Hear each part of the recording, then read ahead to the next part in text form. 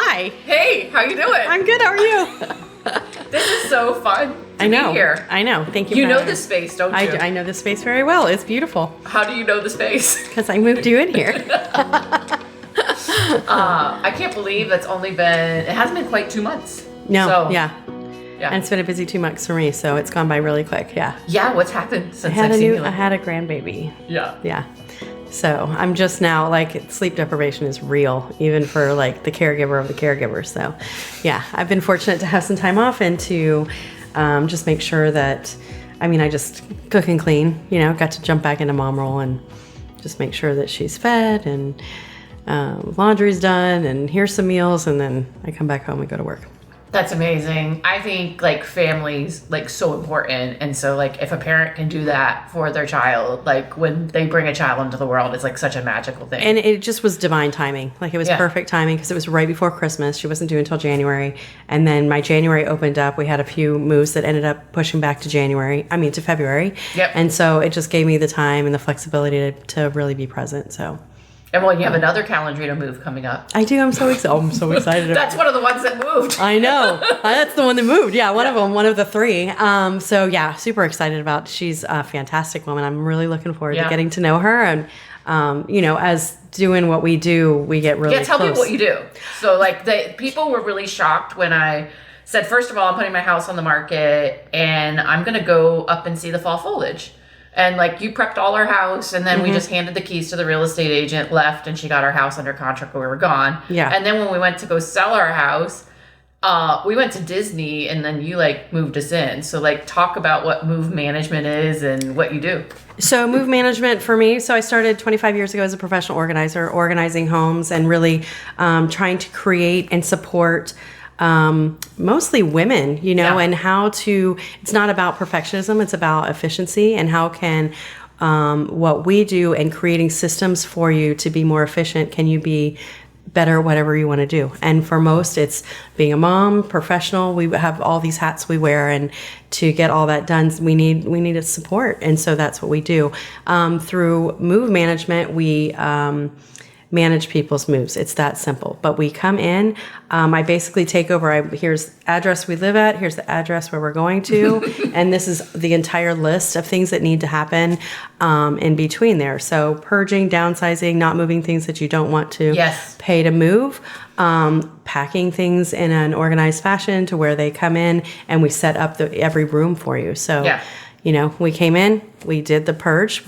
You were a master, get rid of it. I don't want any of this stuff. Well, I also felt supported. Yeah. Because sometimes, if you don't have someone with you, it's I always say, my job is commercial real estate. I'm like a Sherpa. I'm helping someone lead them up the mountain because I know commercial real estate. Yes. Right. And so then clients just okay, here's my business. You handle it. But I felt confident with you because you've done this a million times. Tell me what I should and shouldn't do. And how is this going to be laid out at the new house? Yeah. So, and then just creating that to where you are able to continue on with your life, because moves can be such a traumatic event to where it just disrupts so much, and it creates waves, months, sometimes years of dysfunction after you move, and it keeps so many people from moving, going to a house of their dreams. They'll say no because it's such a daunting task to move. So I have a fabulous team. They are an amazing group of women that come in, and we love what we do. And just to see the other side, and the incitement in kids, and the happiness on your face to be able to go and do things that you love. I probably have to get that because it's my husband. So anyways, he's with Joanne, who you're moving. Oh, okay. Yeah, she's closing on her house today. Oh, yay. Yeah. Yeah, today's the house closing. So by way of reference, for people who don't know, my husband's an only child, and his mom is widowed and has been in the same house for 40 years. So this is super emotional for her. And then she's moving to a little house close to us. So, which she's excited about. She's very excited. Yeah. And that's the part of that's what we do too, is create the excitement around the move, where it can be, there's a lot of grief. There's always grief, even when you're moving to the house of your dreams, but you're okay, we're doing this, and then you've got that, the frame where you've knocked the little, growth charts of your kids and all these amazing memories that have happened, and getting there into that house. How do you do that? Can you take pictures of that and like then someone print that with them, or what? I guess you just leave everything. No, I've literally ripped the frame off of a doorway because I was like, this is not staying in this house, and just had a handyman come in and put a new one in because they were just going to paint over it. And so then they had that. It went into the garage or into the playroom. The one house we put it in the playroom, and the kids kept going. So that piece of wood was, it's not the whole house. So we were able to bring that. Sometimes people take a picture if the kids are grown and they're gone, and at that point it doesn't I'm matter. all for taking a picture. Yeah. But if the kids are still currently growing, that it's hard, when you're outgrowing a house and then you move to something else sometimes, and that's something that people love to have. It was funny when we saw this house, my husband immediately was like, this is your podcast space. And I'm like, we don't want just like a room to sit here in between podcasts and just use for that. And he's like, yeah, why not? And then you came in and you looked at the house and you're like, oh, yeah, that cute little porch right there, and you can like close that in and then make that the kids' playroom, and you can have a pretty space that's just for your podcast. And I kind of like, I don't explain it. I kind of like felt like guilty, like here I am, I'm taking like this whole part of the house. Like there has to be some greater use other than just filming a podcast and chilling out. And he's like, no, do it. Yes. Own the space. I mean, we give so much up as, we give so much as moms and create that space for our children. So I think it's, societal guilt that is instilled through generations. But yeah, I think having the space for you is very important. And you're filling it great. And then having that space that was the only thing was missing downstairs. Is that space for your kids where you can keep your eye on them because they're so young still. So right from the kitchen and the living room, you're not living up here. You're not going to have them up here anyway. Even if this was a full functioning playroom, they're not going to be up here while you're downstairs. Up here. They just end up taking everything back downstairs. Yes, they're not going to be up here. No. They're going to be down there for a long time until they're teenagers. So yeah, they'll just be chilling downstairs. And so the only time they're going to be up there is like the way my office is situated now. I have like a day bed, and they literally can watch a Disney movie sometimes if I need to do like an hour worth of work on a Sunday. So it's awesome. So, but you needed this space. Yeah, you needed this space. I loved your house. And it was great. That was a great house, but this you needed. I needed some room. So I needed some elbow. So Mama, get going. So we got to really like know each other through the move, and we didn't know each other before that through the Park Avenue district. We were serving on the board there and other things there, but like when you learn that I had like the performance mindset, you're like, Amy, like I got something to tell you. Like, I've been through this, big change in my life. And so we kind of talked about talking a little bit about that. If you want to kind of share your story too, that you've been dealing with. Do you want me to go there? Oh, do you want to not talk about that? I don't know. No, we can talk about anything. You want to talk about that? Are you ready to talk about that? Or do you not want to talk that here? I can talk about it. I'll talk about it vaguely. How about that? How about that? We could do that. So I think... Because you've been through a tough time. Yeah. So I went through a really tough divorce, going on 4 years in May. It'll be 4 years. I can't believe it's gone by so fast. And it came out of nowhere, and it hit really hard. And so I'm the type of person that when things get tough, and this is how I am in business, like moves are the toughest part of your life, right? I'm like, give me all the bad stuff. Let me take it. Let's go. Yeah. Like I just take it all and run with it. So the first year was a lot, business.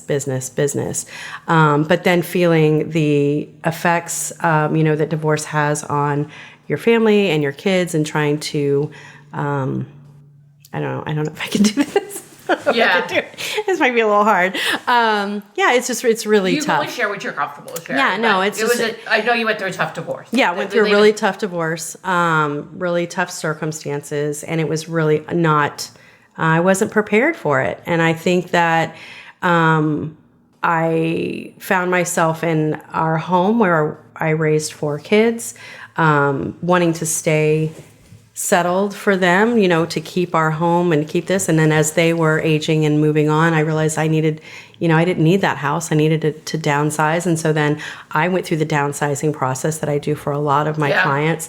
That was, I moved into a dream house for me, and there was so much grief. And I'm like, why am I sad? Why what is going on? And it's, any transition can bring up, grief is everywhere. People are always like, what do you find in people's houses? Like, what's the most interesting thing? Like, tell me all the stuff you find. And I'm like, well, I see it all. But the most common and what is the underlying, there's a lot of grief. Yeah. And so I really leaned into that in my own life and like, okay, let me feel all this so that it's not resurfacing somewhere else. And I think it gave me a gift, which I'll talk about in a second, but it really gave me the gift of so much more compassion and empathy for what my clients are going through. That is interesting. When I purchased my first commercial property, and then later on I sold the property, and then we 1031 into other properties, and we've been going through this transaction, I'm like, wow, that's like way more involved for them and a way more emotional roller coaster than I ever thought it was. Like, and then this move was especially, special for my husband and I because, 5 years ago we were going through COVID and we're both self-employed. We went from being qualified for like some obscene amount of money to buy like a house where every week that went by, like the budget went down and we were already contracted to sell our other house. And that's why we ended up moving to the house that we moved to, which was, a lot smaller, but like it was, there was a lot of like fear and anxiety, and the lender that we got referred to actually gave us that's in the background. But like he said, don't worry, I promise, like it's all gonna be okay. And I remember working with you, you're like, don't worry, I promise it's like all gonna be okay. Like, and that is, I mean, we're in some crazy times right now in the world and everywhere. And I think that's the one thing, like it always is okay. Yeah. It's always going to work out. Yeah. But it does evoke a lot of emotion. You had to get through the ick. Change. Yeah. Did you end up working with any like therapists, or what were some of the things that you like did or like brought into your life to like get through that transition? So I have done a lot of personal growth work previously. There was a lot that I have done. I dove into that probably about 17 years ago. Personal and professional development, understanding myself. And so I think that I had some tools in my toolbox that helped in the immediate. But what I immediately recognized, I needed support. I had fantastic support with my family. I have a phenomenal therapist. The biggest thing for me in going through a divorce, and I talk to people about this that are single, and when you go through this, like physical touch is a need. And so having a massage therapist, which I use because my job is so physical and we're lifting boxes and we're moving things and, I can't doing imagine. things and let's lift this couch real quick and I'll do it even if a mover's not there. And so for me, it was like, I need this for my work. But then it was like, I need this just for me, know, and just to have that healing and that hour. And that's something I committed to. And I have not missed one appointment. One time I missed one appointment in 3.5 years. I was supposed to have one today, and I had to cancel. And you had to cancel, because so I will not cancel. One yesterday, I canceled for a showing. I'm terrible. Yeah, I won't cancel on that. And when I canceled, I was like, I let myself down. I'm like, I really need that. I don't like to cancel. I usually like to reschedule. Like maybe I have to push it up like a couple hours or something. But yesterday I had to I did straight up cancel. But that's only because again, like. I'm going to Miami today because I let my son's passport expire. It happens. So it happens. Like my whole work week got a little compressed. So, yeah. It's a lot. There's a lot to juggle, even with all the help, even with the assistance and even with work and everything that you've got going on. Yeah. But it's like there's a lot that we're juggling and that we have juggled. And it was funny. I have a client. She's like, I'm almost an empty nester. I'm going to have so much time. And I laughed so hard. I was like, really? Because let me tell you, that's when you're like, here's everything. Because it's like you have this list that, once the kids are gone, I can do this. And, I'll have all these things that I'll be able to get done. I'll have so much time. It's not. No, you always fill your time. You always fill your time. And then you still have adult kids that you're wanting to spend time with. For sure. So, Yeah. You're probably going to go through withdrawals this month because you have a busier February coming up. Like with I had getting to see your daughter. Oh no, I had a complete meltdown Sunday night. I called her and I said, I left. I had a meeting. We had a board meeting Monday morning, and so I had to come home Sunday night. I don't like driving at night, especially from St. Pete to Orlando can be crazy, and I just don't want to drive at night. So I did not want to leave at 4:00, and I was like, oh, and it hurt. I'm like, I just don't want to leave this baby. So I get home and I'm like sad, and I'm like questioning everything. I'm like, why do I live? I need to sell everything. I need to live over there. What am I doing? And I called her and I said, I'm being completely irrational. Like, I'm crying right now. Like, I'm being completely irrational. I don't know what's happening to me. But people are like, your life is going to change and when you have a grandchild. And I was like, my kids are independent. Yeah. I'm home in Winter Park, and my son's in LA. My daughter's over here, and they've got their lives, and we see each other. We spend as much time as we can. But this one, I was like, what is happening? So yeah, it is. There's another part where it's like, okay, she's like, Mom, just breathe. You'll be over this weekend, and I'll come over next weekend. And, but it's really important for me to be present. I think at my age and having the kids now in their 20s, you just realize how fast it goes. Well, yeah. I mean, someone told me the saying not too long ago, like the days are long, but the years are like short. Mm-hmm. And like sometimes when like I'm in the moment and the kids are like having a meltdown or they're freaking out or whatever, like it's like, yeah. But then like how grateful am I like to have two beautiful, really super intelligent kids that I get to enjoy. Like, oh, that's someone told me that the other day. Like saying, I get to. Yeah. I get to have. Yep. I mean, and that was a big thing for me through my divorce, was like, this happened for me.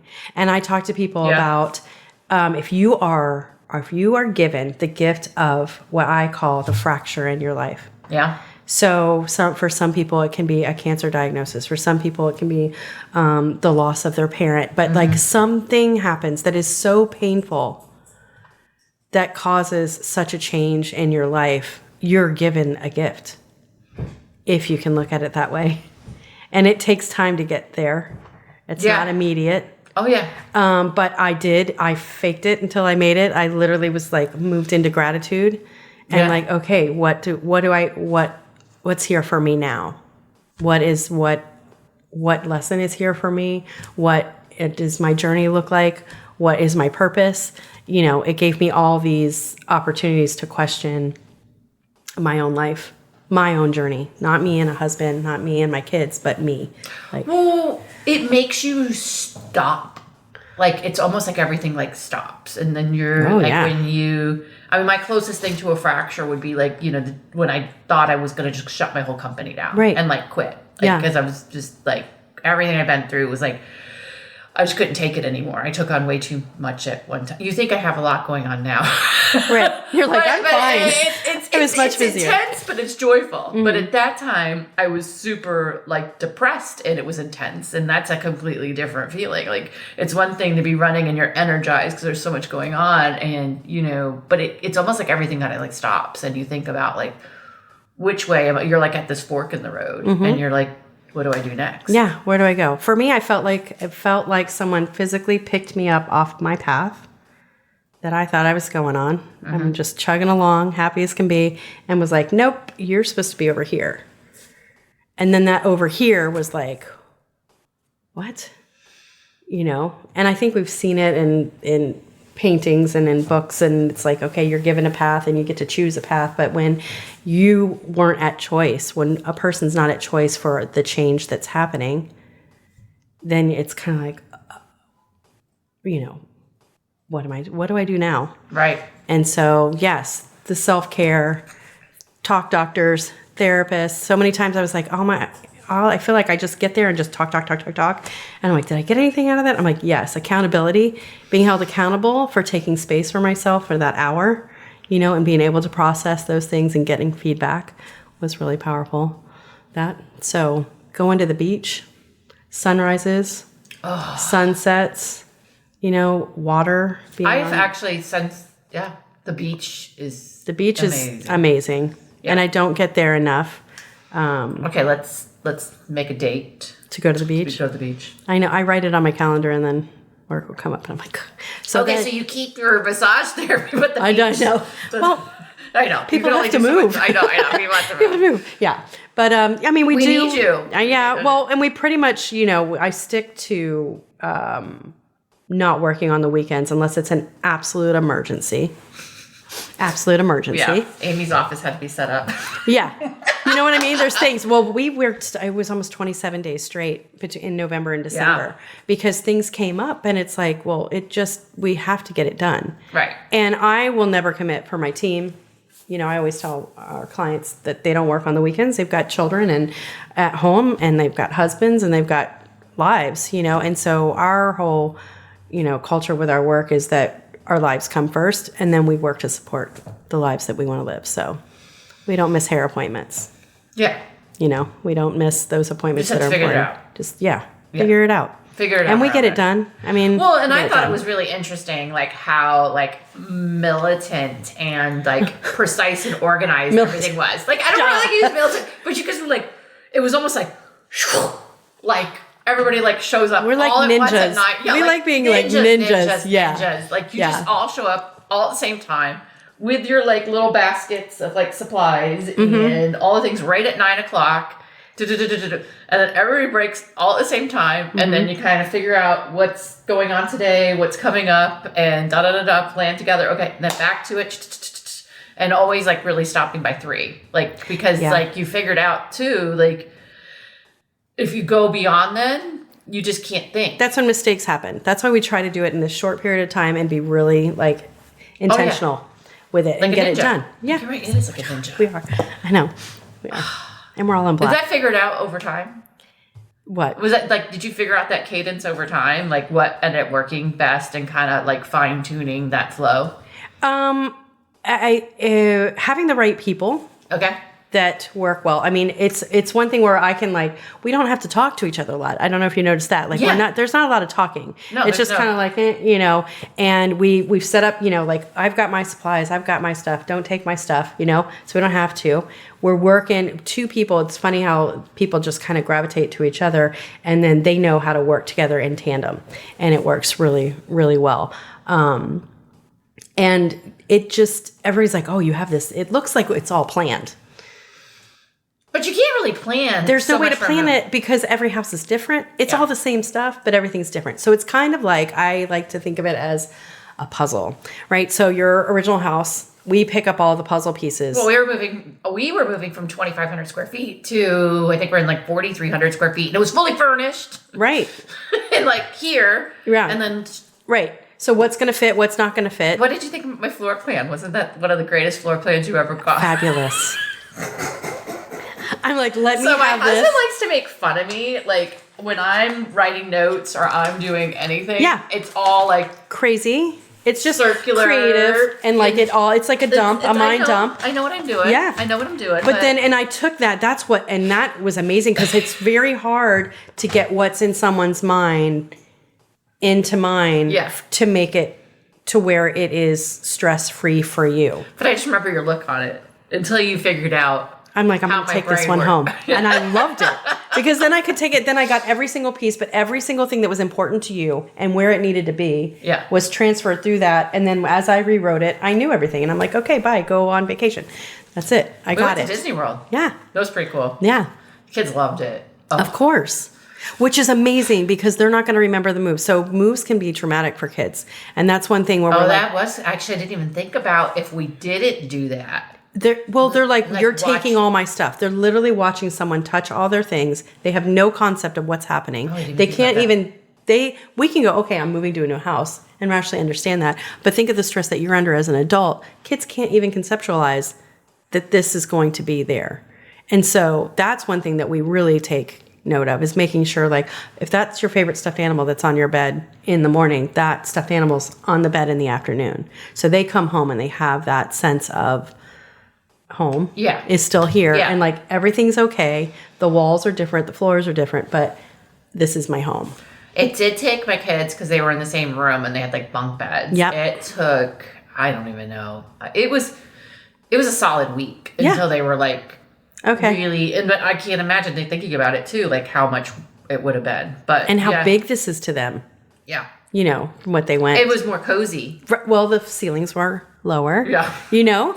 And so, I mean, just her dresser, for example, was so big in that other room. And then you come in here and you're like, oh, this is this petite. This little diminutive little thing. Yeah. Like, you know, I mean, it's perfect, but it's like, oh, things. And so if you think from a child's perspective, that's a lot. And I noticed that with my own when I had moved.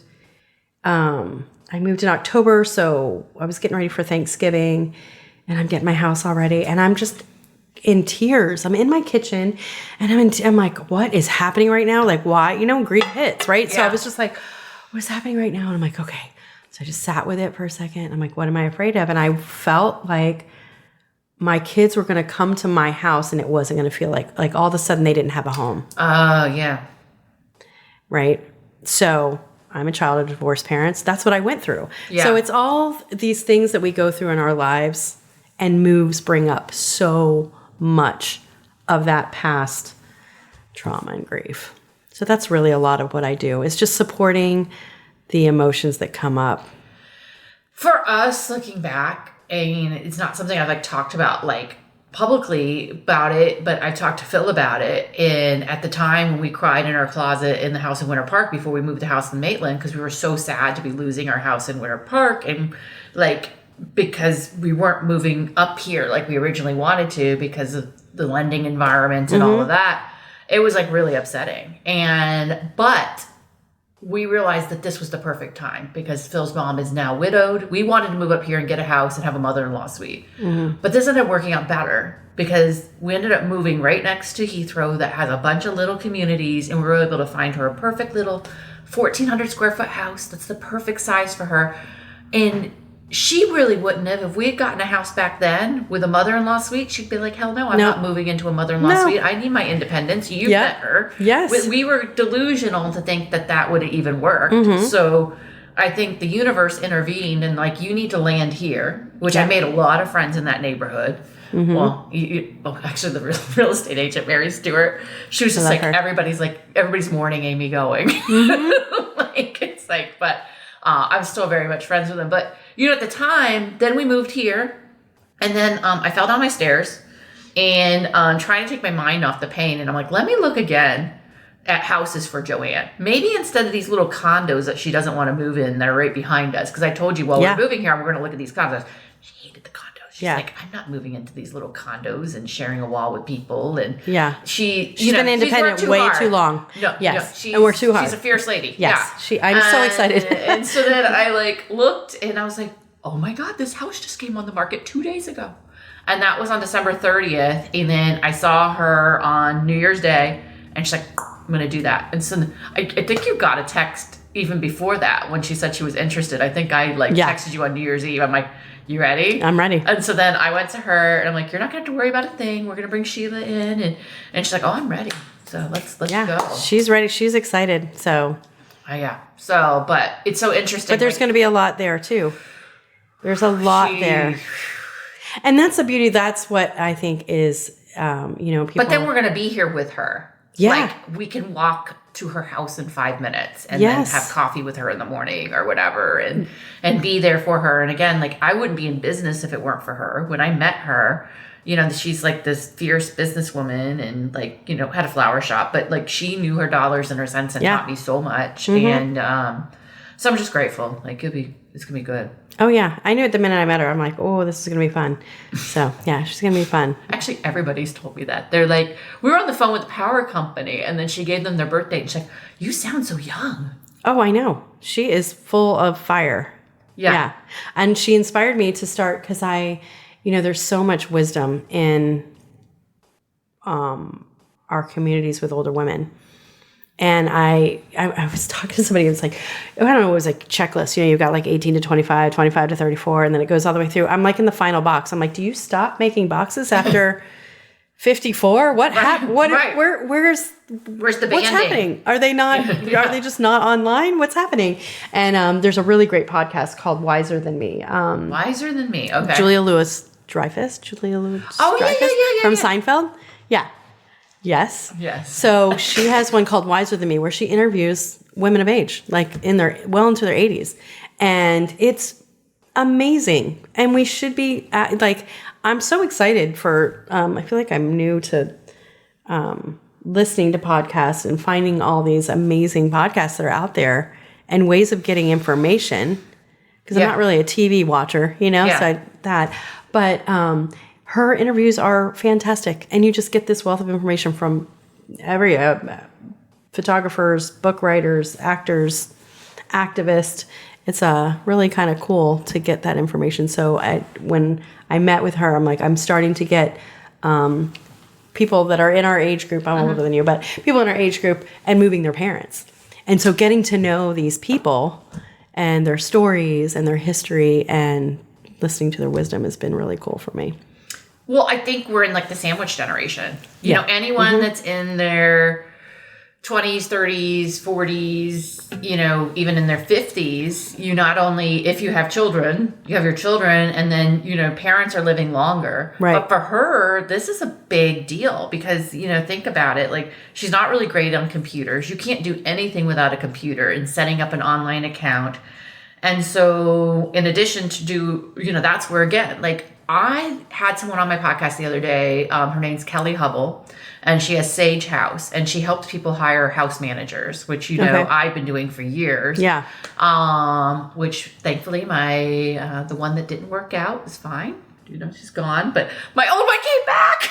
Like, yay! Yes, it all works out. Yeah. So, but I think just normalizing getting help, and so then because it took people me don't years realize too, like they don't know. Other than my business, it's like, oh, she's keeping herself. Well, no, I want to take care of my mother-in-law. Mm-hmm. I want to take really good care of my kids. Mm-hmm. And I think, you have a lot more things on your plate than you used to. So, don't kill yourself. And it's, it took me years. I mean, I had 4 kids and finally a husband who was like, hire someone to clean the house. Like you work all week and then you're spending your entire Saturdays to clean. And then, that's all my kids are seeing. Like, they're not seeing me in this peaceful, loving, like, I never curled up and read a book. I was like, had to do everything. And so normalizing getting help, that's one thing I've done with a lot of women is, like, once you get in, like, yes, you need help getting organized when I was focusing on organizing years back. But you look at your, like, pulling out a calendar and seeing all the tasks that they had. You need to have someone come in and clean your house. Even if it's twice a month, you know what I mean? Or to help you get that done. Yeah. Or if you need someone, if you hate to cook, quit spending money on groceries, hire a chef to come in. Or make factor meals. Yeah, we like I'm factor meals. obsessed with those. Mm-hmm. Yeah, I know. They're great. It's good nutrition to get in quick. And I love to cook, but I'm not going to cook like that every single week. But even, I was like, I moved into 950 square feet. I can clean my own house. And I did the first few months and I loved it. I was like, oh my God, this is so great. I can clean my house. And, after living in a house with 4 kids, clean up after myself was pretty easy. But then work got busy and life got busy. And then I had a client that has a house manager and he's like, if you have anybody that needs me, let me know. And I was like, okay, come help me. He helped me with my daughter's wedding. He helped me with a baby shower. He helped me with all these things that I was able to be present to the people while the work is getting done in tandem. Yeah. And we have this amazing relationship. And it's great to have that. Yeah, my lady Mercedes, it was like when she told us she wasn't going to go with us to the new house. And that's, again, like, this is why life happens. Is like, I was really upset I fell down the stairs. But because I fell down the stairs, like my house turned into, and I had fired the other house manager. Right.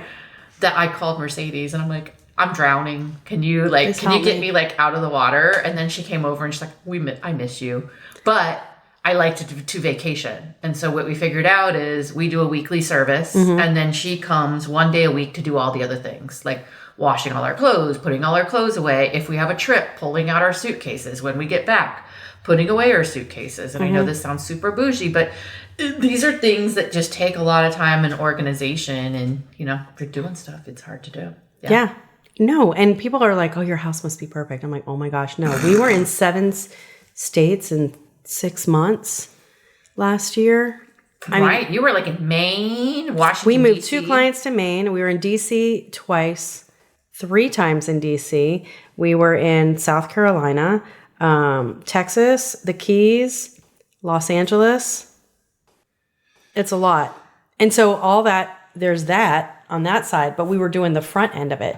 So we had the clients here and then the moves on the other side. So unpacking there, and travel's a lot. Yeah. We have a lot of fun when we do it. I try to make it fun. What do you see for yourself for like 2025? Do you think you're going to grow your team or just like continue to be okay, let's go back. So 2023 we grew. We were up to a team of 11. Right. And that was too much. That was a lot to manage. So then brought that back down. I was up to 13 at one point. Yeah. Yeah. And I love people. Mm-hmm. I don't hire people. It's not a matter of like I have to manage them. I used to manage restaurants. And so like managing people was like something I've always been like, I don't want to manage people. So then you hire people you don't have to manage. So that wasn't the problem. It wasn't that, but it was just like, it was too much. I was too, and fortunately I have a team member that I have been friends with for 30 years. And she's a real grounding point for me, because she'll go, okay, you're getting a little too out there, like bring it back in. Right. Your focus it's too much. Come back in. So for this year, after all of our travels, I mean, my team is pretty tired. Yeah. And we don't get tired. we're like, oh yay, the holidays. And then we're like, okay, January's thin. And we're like, okay, good. This is a good resting. It's still, we had all that cold weather. So it was just kind of like time to nest. For 2025, really focusing on not taking on more. Yep. There's a concept of enough. Yeah. There's really enough. Having the word enough in my head. Yeah. Because it is a lot. And the more that we do, the bigger it's like there's a fine point of creating the environment within our job and in our homes that I'm not overwhelmed with more things coming on. Because if we're doing 4 houses in a month, 4 moves in a month, that's great. 8 moves in a month, we can handle that. But when we were getting to 4 moves a week, that's 4 homes, that's 4 families, that's 4 relationships, that's and whatever's going on in between. Yeah, there is no going on between, and so, but fortunately, we love what we do, and it's just not a matter of like, let's come in and move you. Let's really help you like facilitate this massive change in your life for you to flourish. Well, if you end up more so planning for 1 or 2 moves a week, right? Mm-hmm. And then a 3rd one comes up, then that's great. But if you've already booked 4, then you don't really have any room for elasticity. No, but here's the beauty of what happens. What's happens? Here's the beauty. Calendar's set. Moves are done. Yeah. Contractor, it didn't happen. We moved our Peloton and found black mold. This has to move back. And so like 3 moves, and it happens. Those 3 moves where all these things that were catastrophic to the move process, everything falls into the same week. So really fortunately, I work with amazing agents and brokers and talking to people going, can we move this closing date? Are you flexible at all? Like we've got, it gets messy, Well, we don't have an extraordinarily big house, but we had a lot of moving pieces. And so like I asked you, like, when is going to be the best time for you? So before we accepted our contract. I know. And people do that. They'll come in, they're like, I'm not taking this contract if you're not available. And I'm like, what are you talking about? Like, thank you so much. That's a huge compliment. Thank you. But let's get your house sold and I'll make it happen. So, it is. I mean, it is just being able to have a conversation and like does what we do fit for what you want to have done? There were a lot of moving pieces. There was downsizing. There was things that got to go to auction to get sold. I got rid of an office building, and a lot of my stuff from like, I used to have an entire floor in an office building that then I moved to that house and then I got rented out. It was a little bit of stuff. And then the golf cart came in. Oh yeah, the golf cart. In the full garage. I was like, yes, we can do it. The golf cart's in there, isn't it? Yeah, because it came in. You guys had the garage very nice, and Phil went out there to do some projects, and it kind of is undone a little bit. So Phil likes to do things. My husband, he's really awesome. He just installed like one of those little like Nest things on the wall. The wires, I guess the instructions are wrong. So he followed the instructions, but it turned the heat on. So yesterday it was 90 degrees up here. So we were very happy we did not have the podcast yesterday. So I called the air conditioning company yesterday and I'm like, my husband broke it. And they're like, well, we're really full. And I'm like, yeah, but we've gotten a lot done with y'all. Can you please come? I have a podcast tomorrow. Like my husband. And so I was making fun of my husband. I'm like, you broke it. But yeah, he broke the garage as well. But he broke the garage. He tried to take on too much in a weekend and then got everything kind of pulled out to do it in a different way. That's what happens. And then life happens. Yeah. Let's go to dinner. So we'll probably have you come back to help babysit us and make sure we finish it. So yeah. But, I'm glad we got to connect. This has been fun. Thank you so much. Yeah, like, I'm so proud of you and everything and all that you do for the community and you're doing for your daughter and the business. Your business, like, makes such a difference for people. Mm-hmm. And the people that you get to work with, you're a rock star. Thanks. Thank you. So are you. It's fun. Yeah. So, well, what's the best way for people to get a hold of you? Or is there anything else you want to chat about that we didn't chat about? I don't know. What else? We talked about moving, talked about life changes. Yeah. I don't know, moving forward. You asked me what 2025. What would be like your biggest, I guess, do you have any like advice for people, going through like a transition in their life, whether moving or otherwise, that you found to be pretty helpful that we didn't already talk about? One thing that I find with people is that I work with very successful people. Yeah. Always, like they're successful. They might be type A, maybe. And then sometimes things happen. They're like, oh, how did I get here? Why is that? And I'm like, what tool were you using to get here? And a lot of times people will use a dry erase board, for example, or a calendar. And I fought with you. You're like, get rid of it. I don't need it. I'm like, just keep it. Because if there's something that you use, and I've tested this out. I'm like, take my dry erase board, put it away. I'm not going to use it for a month. And I'm like, what is everything? You've got, for me, like getting things out, it's different generationally. Younger kids can go on their phones and just put it all in there. For me, I put it in my phone, or I'd put it in the computer. And it's like filing it in a filing system that I never look at again. So I'm a paper planner. Yeah, the paper planner. And thank you for my pens. Oh, and the pens. Tell people about these life pens. Changers. I know. I need to be sponsored. I wish I had them I need to be sponsored. I have one. Oh, okay. Please show. Please show. Like these will change your life if you're like a color visual person. I don't have the whole set. Okay. But it is the friction. Like, so you could like write on it. Yes. And then it erases. Like. And in color. It's in color. It's like, and then you could use different colors for different things. It's like. Yeah, so for me. I just keep, this part is the part that I get used to. That's like a side clicker. No. But it's so cool. That's the thing. Having a notes, like having a notepad, an active, the to-do list never ends. So just keep adding. And for some people, they're like, I just want my to-do list cleared off. That doesn't happen. It's never going to be cleared. It's never going to be cleared. Just have a list of things that are important to you. I've sat down and done lists, never looked at the list again, and gone back a month later. I'm like, oh my gosh, I knocked out all this stuff because I brought it to to my awareness. So taking, having a notepad, having that to-do list, erasable pens are amazing. A calendar, rather you do it, I'm paper calendar. For me, writing it all down, just like you do in your notes, and then getting it into Google Calendar for my team, so that they can see it and access it. And I've tried all the apps and stuff, but for me, it's like simple as best.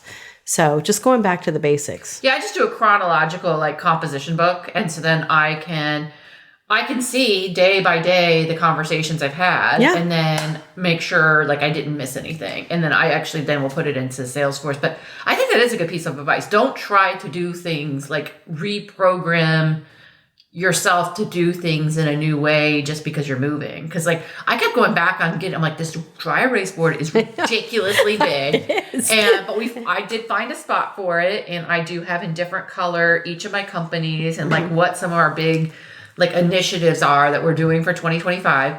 I can see it from my desk, just like I could see it from my desk before. So like if I get a call from someone saying, I need you to do this, or I need you to do that, I look at that and make sure, is that like aligning with all the other things that I'm doing? And can I really take this on plus all this that I already promised myself that I'm going to like work on? And what did I already promise my team that we were going to work on?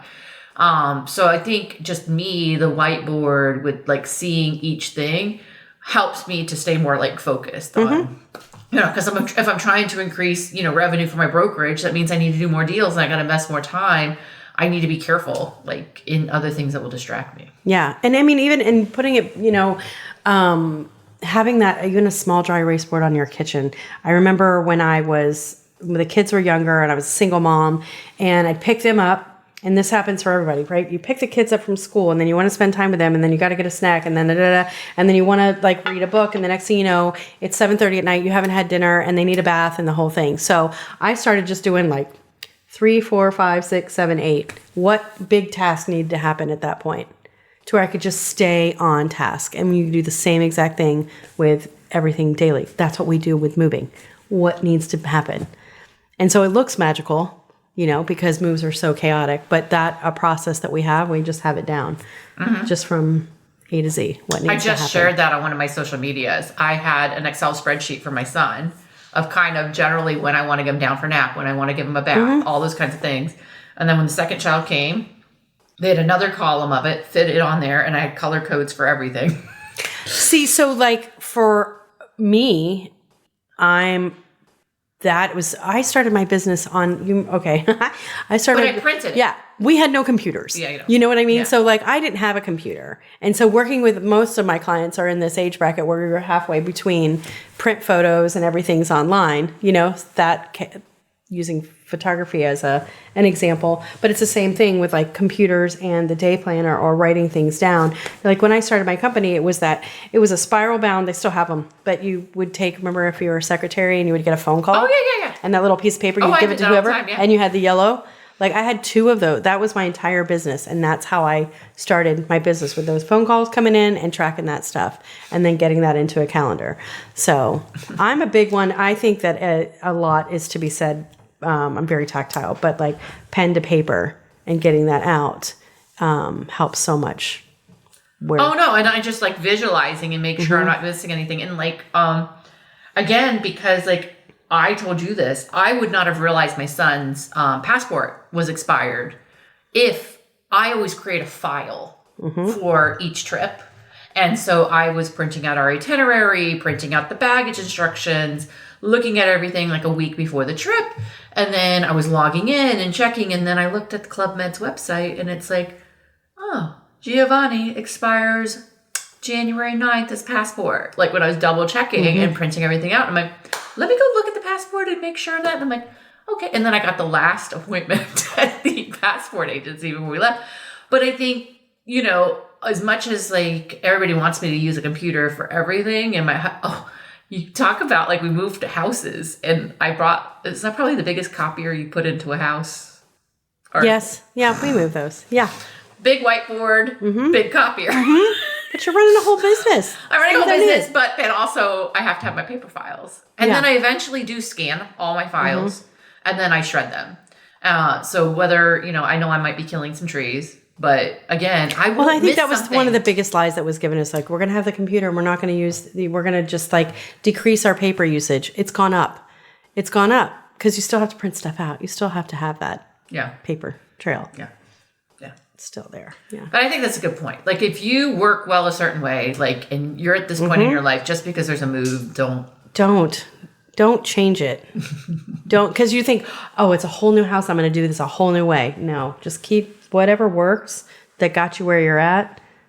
Consistency. Stay with it. Cool. Yeah.